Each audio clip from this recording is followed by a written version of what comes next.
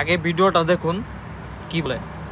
এখন আমার যে কাগজপত্র দিস সব আমার ওয়াইফকে ডুপ্লিকেট কাগজপত্র এখন চেক করার পরে দেখা গেল আমার অ্যাকাউন্টে শুধু 1400 টাকা আছে।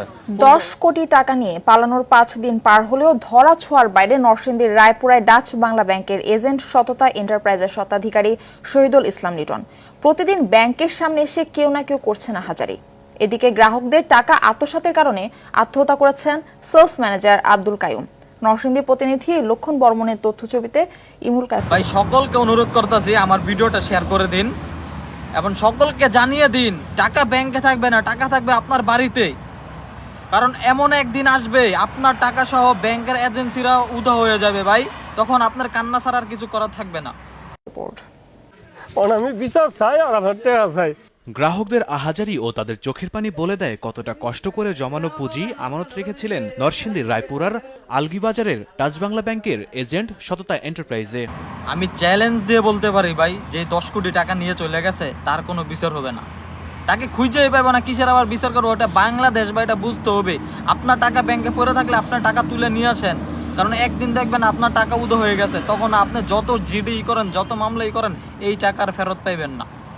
তো সময় থাকতে সময়কে মূল্য দিন এবং আপনার টাকা আপনি তুলে নিয়ে আসুন, আপনার টাকা আপনার ঘরে থাকবে। গ্রাহকদের টাকা নিয়ে পালিয়ে যায় প্রতিষ্ঠানটির স্বত্বাধিকারী শহীদুল ইসলাম লিটন। ভুক্তভোগীরা জানায় নগদ জমা ও ডিপোজিট সহ বিভিন্ন মারফতে প্রায় 10 কোটি টাকা নিয়ে পলাতক শহীদুল। এরপর থেকে বন্ধ প্রতিষ্ঠানটি। এতে ক্ষোভে ফেটে পড়েন ভুক্তভোগীরা। মোট আমার 15,90,000 টাকা এই অ্যাকাউন্টের লাগছে ডাক বাংলা। হাতে ফিঙ্গার লাগছে, ফিঙ্গার না লাগা পরে আমারে একটা সিলিভার কাগজ দিয়ে গেছে, কালকে আমি লয়ে আসছিলাম। মানে আমার 3 লাখ টাকা লয়ে গেছে, মানে আমার 3 লাখ টাকার 3 লাখ টাকা আছে, আমি বিচারও চাই। যে হ্যাঁ ঠিক আছে, আপনার 8 লাখ টাকা পুরোপুরি আছে, 8,582,000 টাকা আমার আপনার পুরোপুরি আছে, আপনার টাকার কোনো সমস্যা নাই।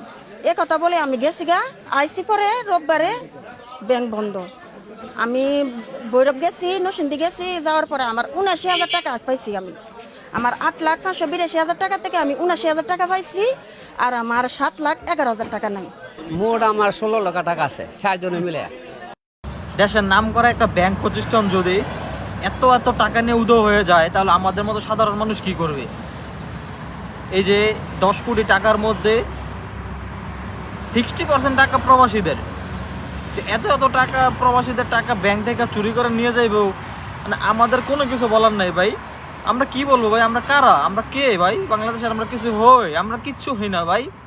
আমরা প্রবাসে কত কষ্ট করে কাজ করে এই টাকা জমাই, দিনকে রাত বানিয়ে রাতকে দিন বানিয়ে আমরা এই প্রবাসে কাজ করি, দিনে এক বেলায় খেয়ে আমরা এই টাকা জমাই ভাই। তাহলে আমাদের টাকা কেন তোরা নিয়ে চলে যাবি গা? টাকাটা কি তোর বাবের ছিল যে তোরা এই টাকা নিয়ে উদয় হয়ে গেলি গা? এখন অনেক কষ্ট করে এই টাকা জমাইতেছি ভাই আমরা প্রবাসে। আর চাপ সইতে না পেরে বিষ পান করে আত্মহত্যা করেন। ব্যাংক কর্তৃপক্ষ সকল দায় ভার যা কিছু আছে সব কিছু আমার আব্বুর উপর চাপাই দিছে, মানে A to Z।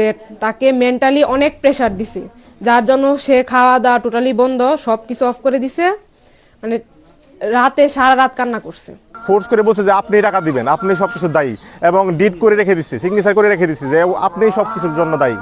উনি এই হতাশাগ্রস্ত থেকেই পরের দিন শনিবার সকাল 20 তারিখ সকাল 8টায় নিজ বাড়িতে বিষ খায়া। তবে অর্থ আত্মসাতের বিষয়ে এখনো